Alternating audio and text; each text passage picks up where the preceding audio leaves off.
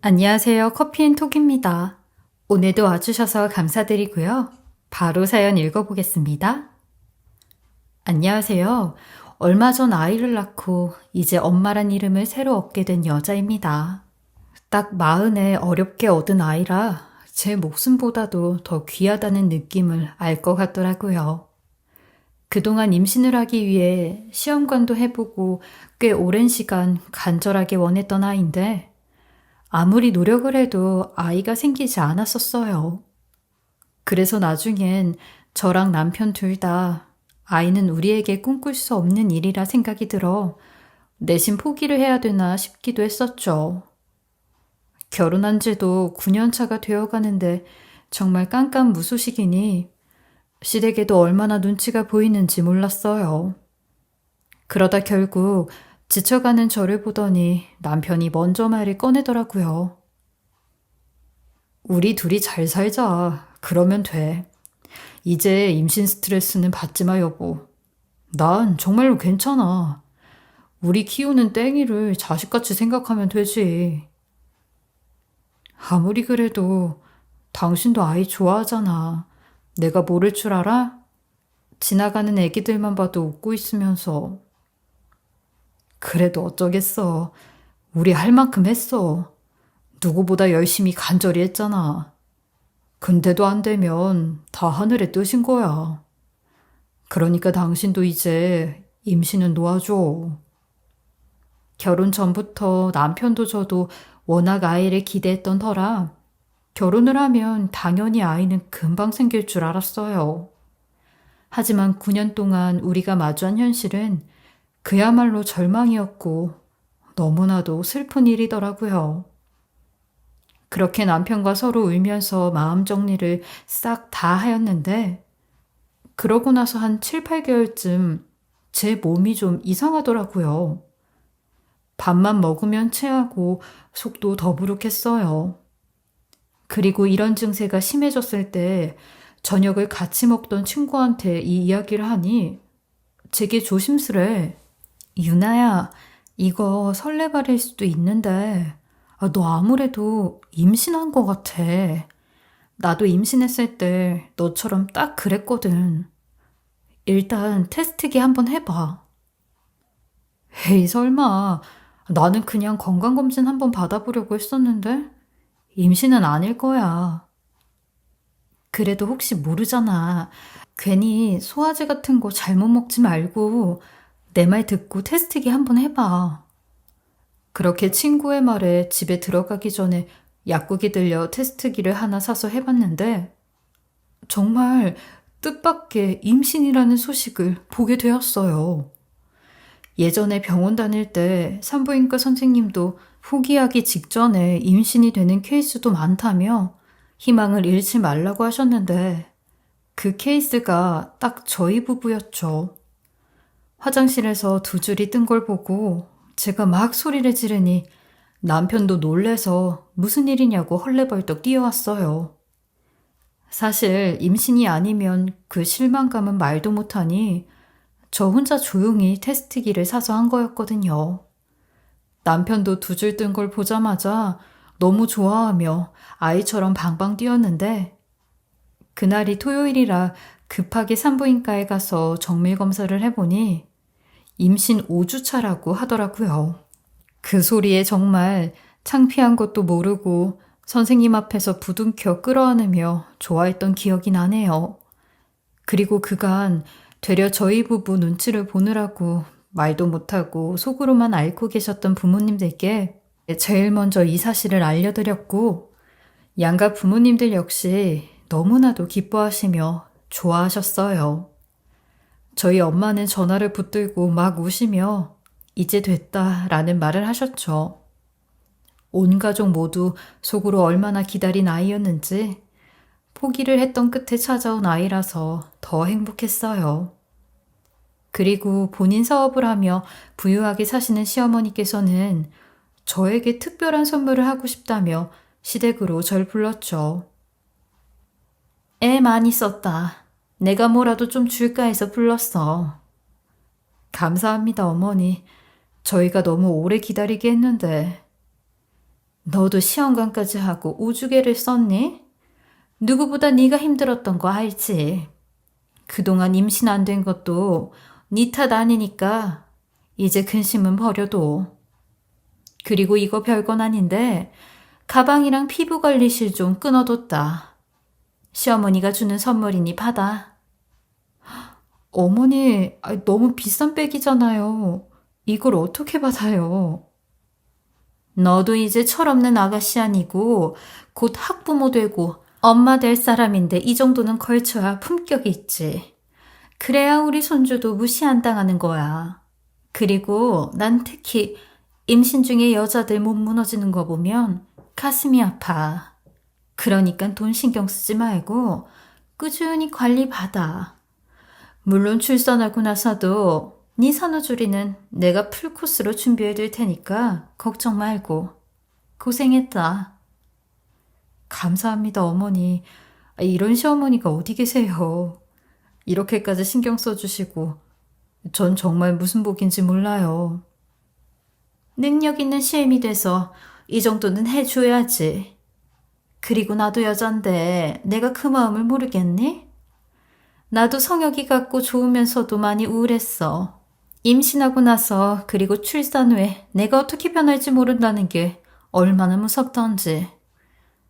그러셨구나. 암튼 어머니 덕에 제가 요런 데도 다 가봐요. 네 친정에서 해줄 리도 없고 그렇다고 네 돈 써가면서 이런 곳 끊을 위인도 못 되잖니? 너도 제발 여자면 좀 꾸미는데 투자 좀 해라. 내가 보면 너 확확 늙는 것 같아. 제가 워낙 관심이 없긴 해서 관리를 한다고 해도 어머니는 못 따라갈 것 같아요. 워낙 어머니가 멋쟁이셔서. 아무리 나이 먹어도 여자는 여자다. 아휴 참. 시어머니는 의류 브랜드를 운영하고 있어서 그런지 그런 부분은 감각이 남다르시긴 했어요. 결혼 전에 시어머니를 만났을 때도 꾸밈 없는 제 모습을 보고 많이 실망한 모습이 보이긴 했지만 사치하지 않고 남편하고 잘 맞는 성향일 것 같다면서 흔쾌히 승낙해 주셨거든요. 본인은 멋쟁이 며느리를 보면 같이 쇼핑 다니고 유행에 대해 이런저런 이야기를 하고 싶었다는데 저랑은 공통 관심사가 전혀 없어 늘 그 부분에 대해 아쉬워하긴 했어요. 여기 내가 다니는 데니까 돈 같은 거 물어보지 말고 무조건 실장님이 추천해주는 걸로 받아. 여기 몇 푼 아끼자고 가는 곳 아니야? 네, 어머니 알겠습니다. 어머니께서 다니셨던 곳이니까 저 알아봐주고 잘 챙겨주겠죠.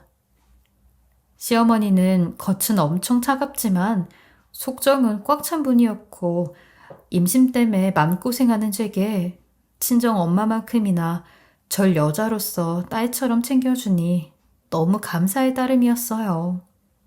그리고 선물로 받은 가방도 그랬는데 워낙 남편과 저는 명품이나 고가의 물건에 관심이 없는 편이라 우리 손으로는 이런 걸 살 생각은 해보지도 않았거든요. 근데 이런 부분에 관심 없어 하는 제게 이런 것까지 챙겨주니 그야말로 감동이었어요. 시어머니는 연세가 드셔도 늘 우아하고 세련됐는데 그런 시어머니를 보면 가끔 기가 눌리곤 했었어요.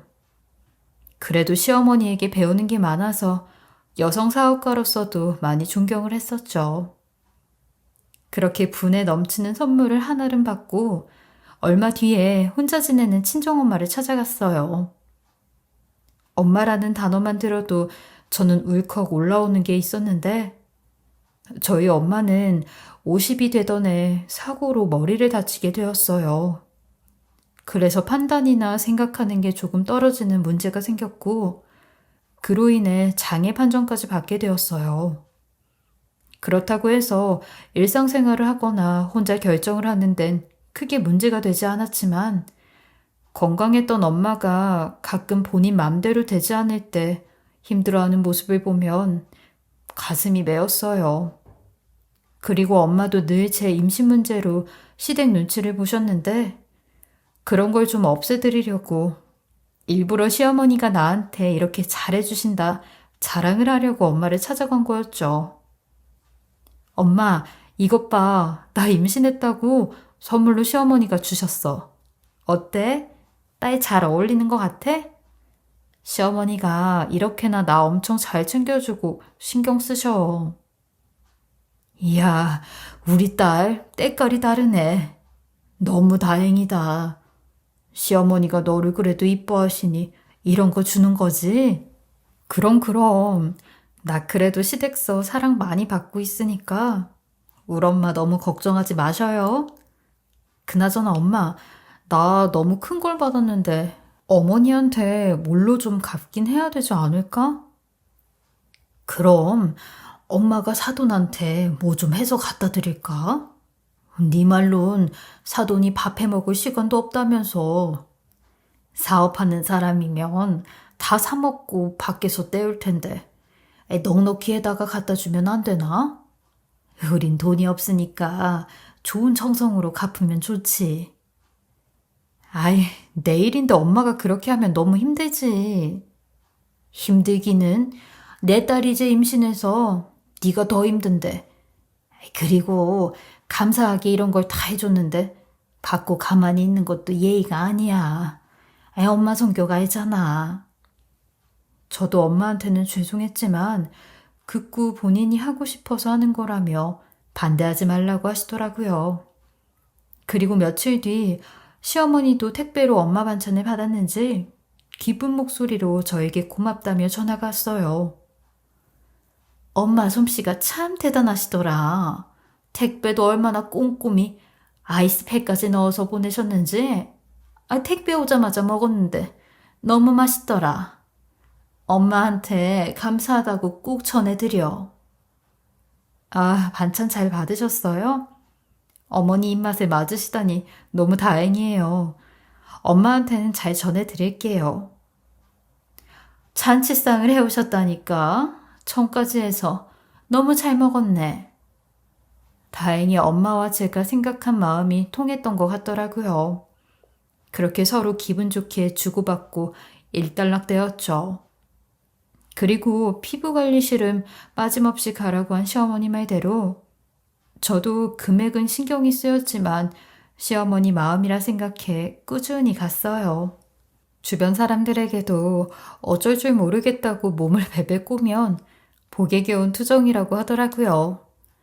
암튼 시어머니가 끊어준 피부관리실은 분위기부터 VIP들만 오는 곳이라 그런지 다르긴 달랐어요.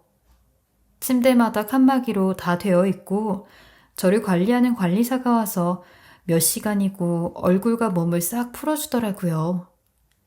이런 횡재가 어딨나 싶을 정도로 제 돈을 주고도 엄두도 못 낼 일이었죠.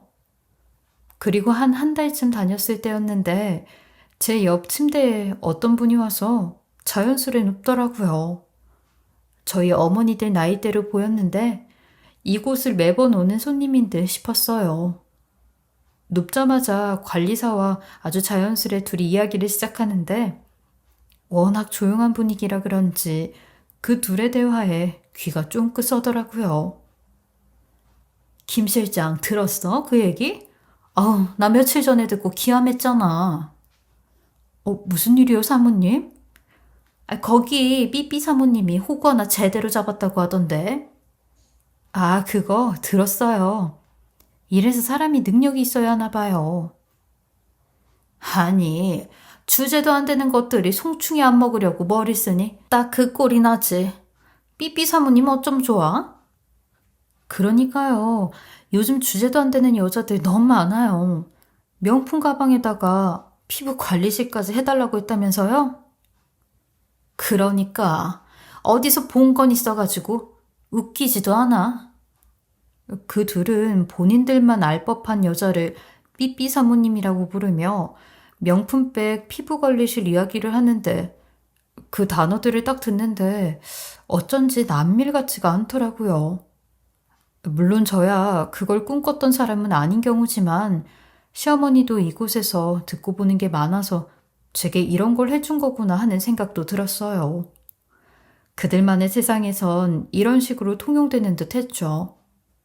저는 계속 그 둘의 이야기를 듣고 있었어요. 그래서 그 며느리 엄마가 와서 빌었대요? 빌어야지 뭐.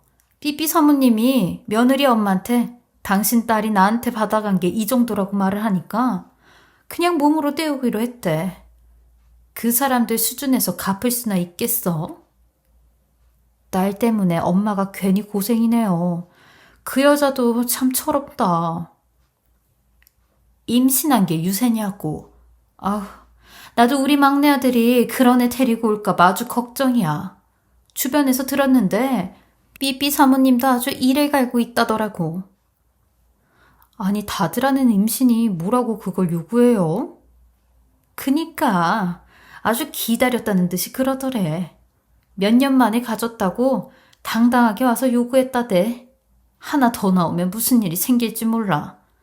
그런 애들은 애 갖고 팔자 고치려고 하는 악질 중에 악질이야. 모든 팔자에 맞게 살아야지.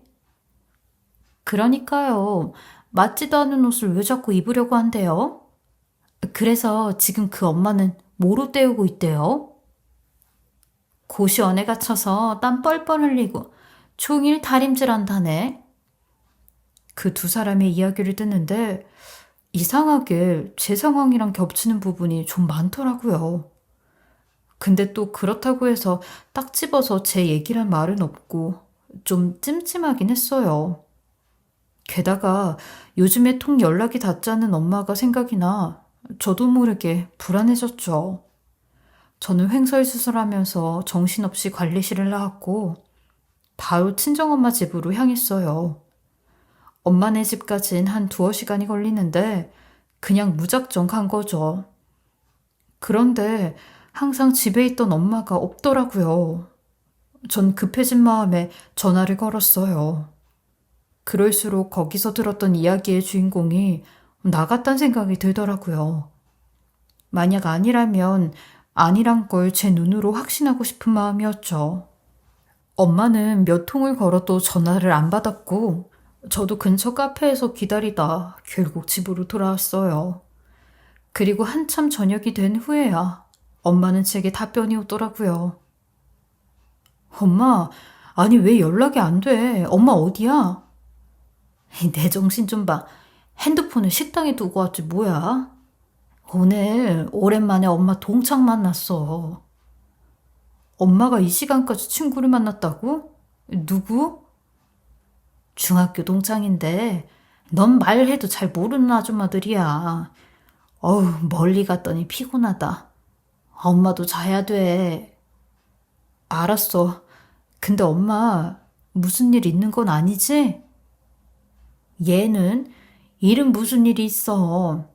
엄마는 아주 잘 지내고 있으니까 걱정 마. 그나저나 너는 잘 있지? 혹시라도 몸에 조금 이상 있으면 바로 산부인과 가고 그래야 돼? 당연하지. 초음파 사진만 봐도 너무 행복해, 엄마. 엄마도 너 가졌을 때 딱 그랬는데 그때가 제일 행복할 때야. 맞아, 그런 거 같아. 오늘도 시어머니가 끊어준 피부관리실 갔다 왔어. 친구들도 그러더라. 임신했을 땐 이때가 제일 힘들다 생각드는데 애 태어나서 애 기어다니고 걸어다니면 전쟁이라고 지금을 즐기래. 그랬어? 암튼 우리 딸 편안하다니 엄마는 좋아. 피부관리실 갔다 왔음 우리 딸 얼굴 더 예뻐졌겠네? 아주 반질반질 윤기가 나. 엄마 보여주려고 오늘 엄마네 집에 갔었는데 엄마 없어서 한참 기다리고 왔어. 아이고, 그랬어? 하품을 하는 엄마의 목소리에 엄마가 피곤해 보여 빨리 전화를 끊고 걱정을 잠시 내려놓았어요. 그리고 며칠 뒤 병원에 갔다가 엄마와 같이 밥이나 먹을까 싶어 엄마네 집에 갔는데 이상하게 또 엄마가 없더라고요. 역시나 전화도 받질 않았죠. 그걸 보는데 분명 엄마에게 무슨 일이 일어나고 있다는 게 몸으로 느껴졌어요. 그리고 한참 뒤 엄마에게 연락이 왔는데 저는 일부러 엄마 집에 왔다는 걸 감추고 전화를 받았어요. 응, 딸, 전화했었네. 엄마 낮잠 자느라 전화를 못 받았어. 분명 집에 안 계시는 걸 확인했는데 엄마는 능청스럽게 낮잠을 잤다고 거짓말을 하셨죠. 아, 엄마 집이었어? 다른 게 아니라 나 병원 와서 기다리는 중인데 진료 끝나고 엄마한테 갈까 해서 우리 오랜만에 같이 저녁 먹자. 유나야? 엄마 저녁에 잠깐 일 있어서 나가야 되는데. 저녁에? 아이, 무슨 일인데 저녁에 나가? 엄마, 나한테 뭐 숨기는 거 있어? 엄마, 무슨 일이 있지 요새? 에이, 숨기긴 뭐를 숨겨. 엄마 아는 분 친정 어머니가 돌아가셨다고 해서 장례식장 가야 돼. 일단 너 병원에서 검사부터 받아. 뭘 물어보려고 해도 엄마는 계속 꼬리에 꼬리를 무는 거짓말을 하는데 저에게 속을 털어놓지 않아 답답했죠. 저는 엄마가 그럴수록 피부과에서 들었던 이야기가 점점 현실로 다가온다는 느낌을 받았어요. 머릿속이 복잡해졌고 혹시나 이 스트레스로 하여금 기적같이 생긴 우리 아이한테 영향이 갈까봐 되도록이면 빠르게 이 일을 정리해야겠다 생각이 들었어요. 그리고 때마침 시어머니로부터 연락이 왔죠. 요즘 몸은 어떠니? 병원에서 애는 건강하다고 하지? 네, 어머니, 병원에선 큰 걱정은 안 해도 된대요. 잘하고 있구나. 곧 배부르면 관리실 가는 것도 힘들어질 테니까 잘 다녀. 일주일에 한 번은 꼬박 잘 가고 있지? 그럼요, 어머니. 그나저나 어머니는 요즘 안 가세요? 난 저녁에 가. 일 끝내고 관리받고 바로 자는 게 편해서. 암튼 큰일 생기지 않게 잘하고 있거라. 저는 그 전화를 끊자마자 제게 테스트기를 해보라고 알려준 그 친구에게 전화를 해 이 일에 대해 논의를 했어요. 친구와 머리를 쓴 끝에 시어머니가 예약을 한 날 같은 시간에 피부관리실에 가보기로 한 거였는데 제가 가면 바로 들키니 제 이름으로 예약을 하고 가는 건 저 대신 친구가 가라고 했어요. 운이 좋다면 바로 옆자리에서 시모와 마주칠 수도 있겠다는 생각이 들었죠. 친구는 시모의 얼굴을 알지만 시모는 제 친구의 얼굴을 몰라 충분히 가능한 시나리오였어요. 그리고 워낙 친구가 부침성이 좋아 어른들에게도 호감을 잘 샀어요. 친구의 능력이라면 처음 만난 시어머니도 금방 마음을 열 것 같았죠. 진아야, 녹음기 잘 챙겨서 들어가고 잘 감춰놔.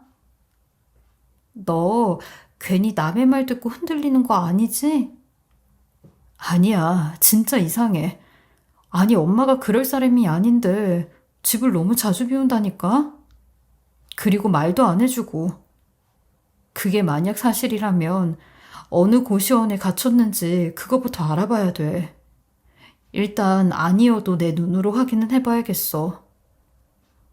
그래, 알았어. 일단 건투를 빌어줘라. 갔다 올게. 그렇게 친구를 보내고 난 뒤 연락이 오기 전까지 너무 초조해서 1초가 1년처럼 가는 기분이 들었어요. 그리고 자정이 넘은 시간에 친구로부터 연락이 다시 왔죠. 유나야, 아무래도 내일 그 고시원에 가봐야 할 것 같아. 내가 가볼 테니까 넌 그냥 있어. 무리하면 안 돼. 뭐? 그럼 내 얘기가 맞다는 거야? 그럼 나도 가야지. 네 얘기 대충 맞고 어머니 얘기도 맞는 것 같아. 설마 했는데 언제부터 그랬대? 언제부터? 그리고 대체 어디에다 엄마를 보낸 거야? 너희 시어머니 사무실 근처라고만 하더라.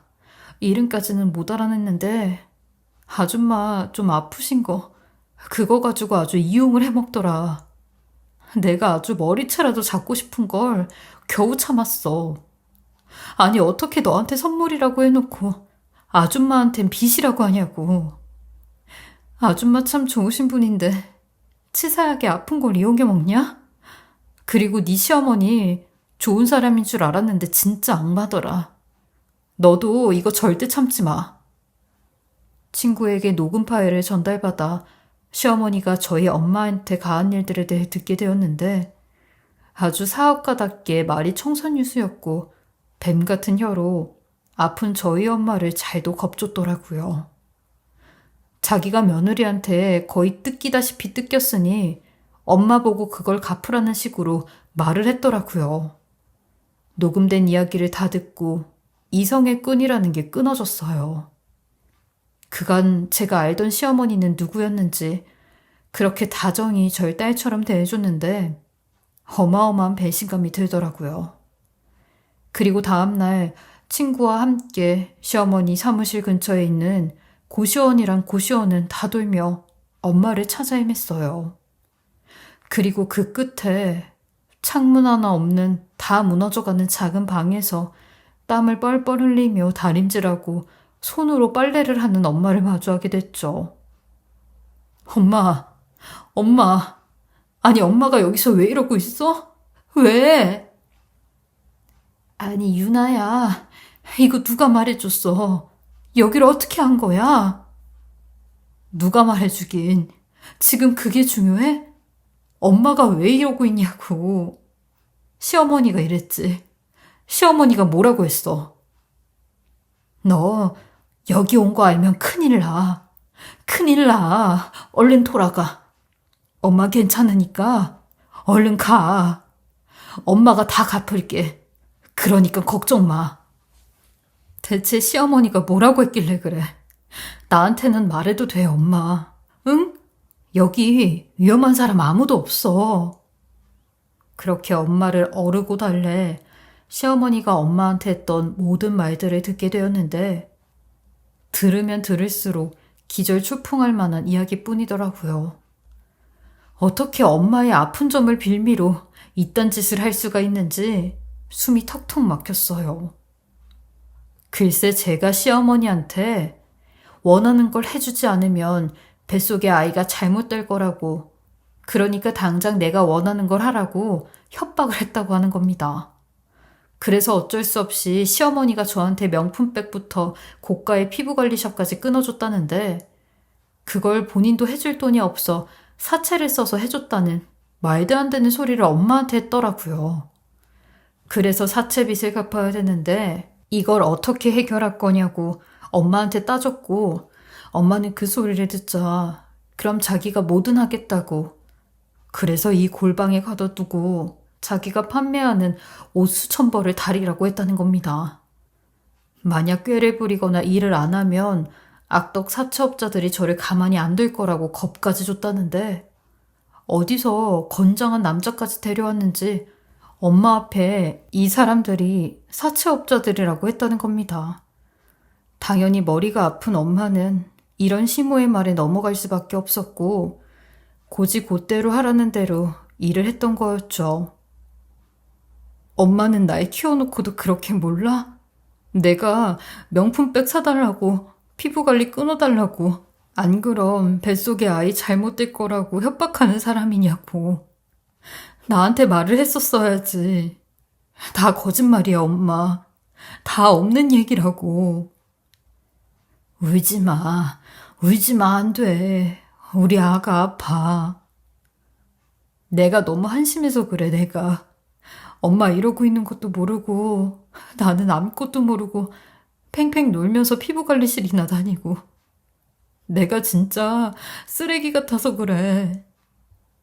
네가 뭐가 쓰레기야. 엄마 앞에서 못하는 말이 없어. 엄마가 바보라서 그래, 엄마가. 그러니까 울지 마.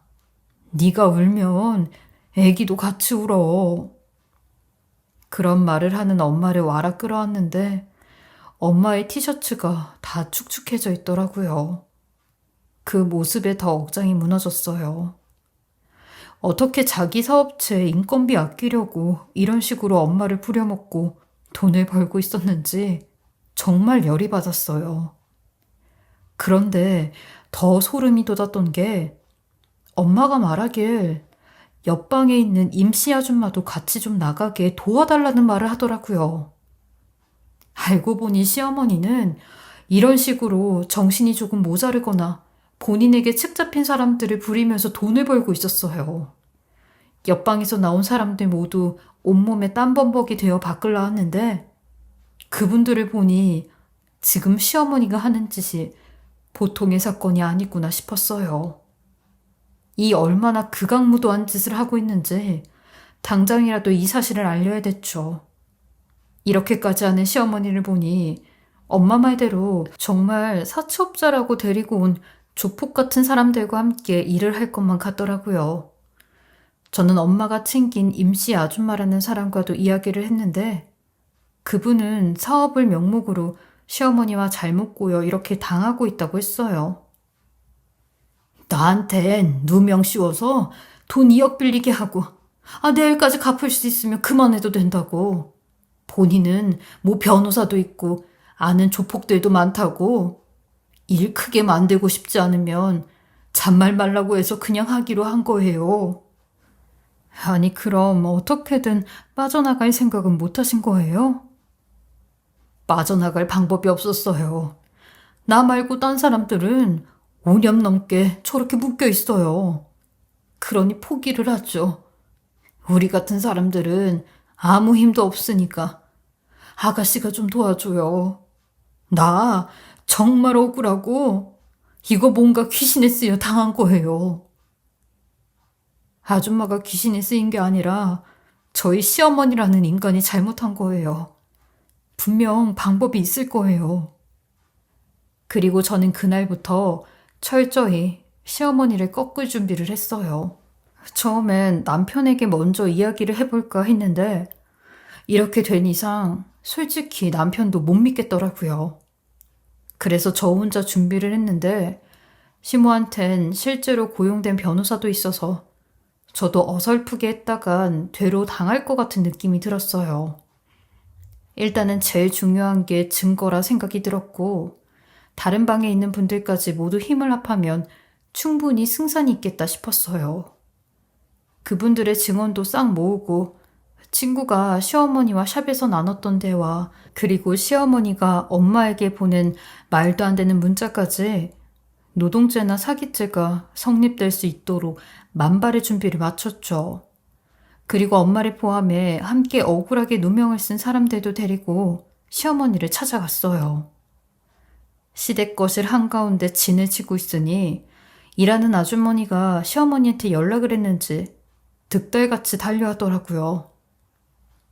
기가 차네. 너 이게 무슨 짓이야? 네가 어떻게 이 인간들을 여기가 어디라고 끌고 와? 다 어머니 회사 식구들 아닌가요? 이분들 어머니한테 돈 받으러 왔어요. 그동안 돈도 안 주고 부려먹었잖아요. 누가 부려먹었다고 그래? 월급 명세서라도 주세요 그럼. 너 미쳤어? 네 모자란 엄마가 그러디? 네가 모르는 사실이 있는데 네 엄마 이미 나랑 계약서 쓰고 지장까지 찍었어. 네 엄마도 인정한 사실이라고. 그 계약서 법적으로도 싸울 수 있는 거다. 그럼 한번 싸워보세요. 법으로 당신이 사기친 게 클지 아니면 누명 써서 계약 잘못한 사람들이 클지. 더러운 사기꾼 주제 어디서 큰 소리야 큰 소리는. 얘가 미쳤나 왜 이래? 너 뭐 잘못 먹었어? 너 이러는 거 성혁이도 알고 있어? 이 거지 같은 게 오냐오냐 해줬더니 네가 나 무서운 줄 모르고 아주 까부나 본데. 그렇게 당당하면 월급 명세서 갖고 오시라고요. 그런 게 있어야 당신 말이 입증이 되지. 안 그러면 이분들 다 데리고 경찰서 갈 거예요. 우리 엄마 강제노동시키고 속인 죄 이분들 여태 부려먹고 한 푼도 안 준 것까지 싹 다 한 번에 고소할 거라고요. 어머니는 그 잘난 무서운 변호사 쓰시니까 준비는 다 해두셨겠죠? 야, 너 거기 안 서? 경찰서에서 곧 볼 텐데 뭘 여기서 얘기해요. 내가 이래서 그지 같은 집구석은 드리는 게 아니라고 했는데 결국 이렇게 뒤통수를 치네. 네 엄마가 일한 값, 너 가방 끈값도 안 나와. 알아? 없이 사는 인간들이 뭘 가지려면 몸으로라도 대가를 치러야지. 세상에 공짜가 어딨어. 너도 우리 집안 보고 온 줄 내가 모를 줄 아니?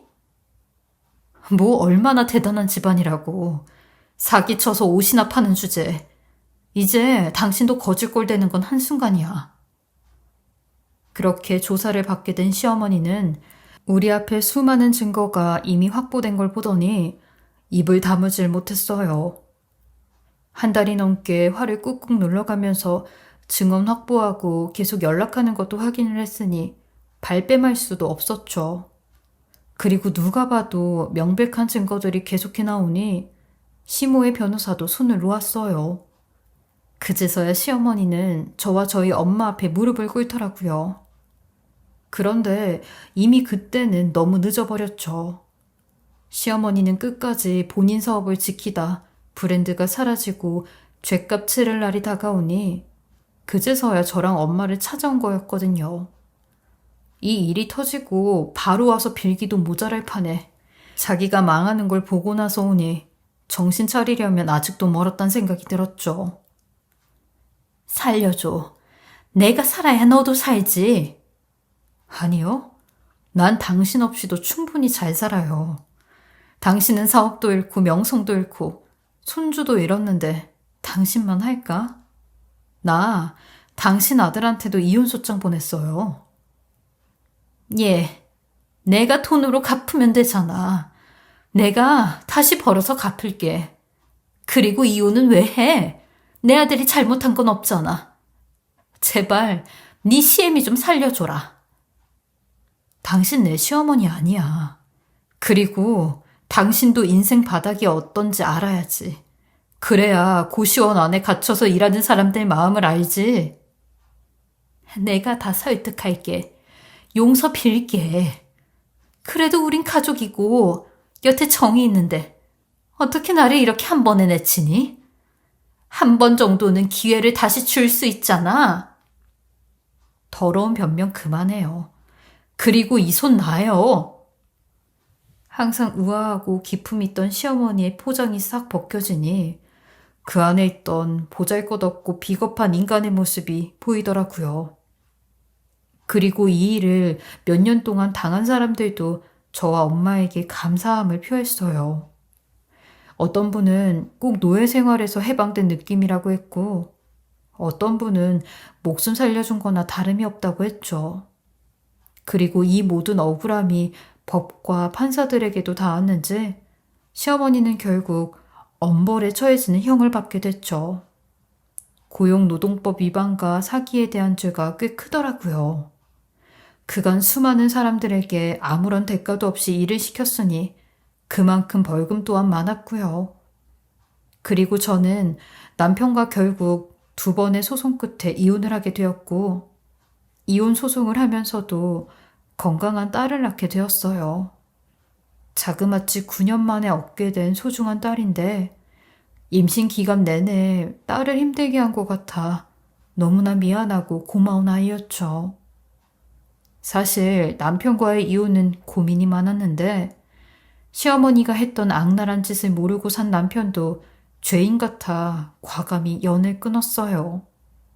그리고 만약 남편과 계속 결혼 생활을 유지하면 또다시 시어머니랑 마주치는 날이 올 텐데 그거 자체가 저희 엄마를 존중하지 않는 일이라 생각이 들었거든요. 그래서 잘한 선택이라 생각하고 지금은 아이 키우는데 집중하고 있어요. 아이가 밤낮으로 울고 제가 쪽잠을 자도 요즘처럼 마음 편하고 행복한 순간이 없더라고요. 그리고 엄마와 함께 사는 이 시간들이 모두 다 소중해. 저와 제 딸만 보면 모든 근심 걱정이 녹아내리는 것 같아요. 제가 엄마가 되어보니 제게 모든 걸 해줬던 엄마의 마음을 조금은 알 것 같더라고요. 비록 제가 결혼을 잘못해 엄마에게 씻을 수 없는 상처를 줬지만 이전 시어머니에게 벌을 준 걸로 조금은 갚을 수 있어 다행이다 생각이 듭니다. 제 이야기를 들어준 여러분들은 저와 같은 일 없으시길 바라며 늘 평안한 일들만 가득하셨으면 좋겠습니다. 지금까지 커피앤톡이었습니다. 오늘도 끝까지 함께 해주셔서 감사하고요. 저는 다음 영상으로 또 찾아뵙겠습니다.